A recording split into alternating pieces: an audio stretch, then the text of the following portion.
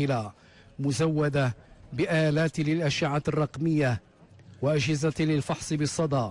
وطب العيون وكرسي لطب الأسنان، رعاية مولوية موصولة وتتبع ميداني للحالة المعيشية للمواطنين تنم عن الحس التضامني النبيل المشبع بقيم الإنسانية والخصال الرفيعة التي حض عليها ديننا الحنيف. تعتبر الحملة الطبية للتضامن التي تشرف عليها مؤسسة محمد الخامس للتضامن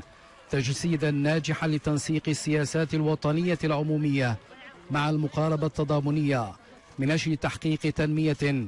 بشرية مستدامة قائمة على التصدي لكل مظاهر الفقر والهشاشة والتهميش وتقريب الخدمات الصحية الأساسية من مختلف شرائح المجتمع. تؤكد هذه الحملة الطبية التضامنية الحرص الدائم لجلالة الملك على ضمان ولوج عادل ومنصف لكل شرائح المجتمع إلى العلاجات الطبية الأساسية وترسيخ قيم التضامن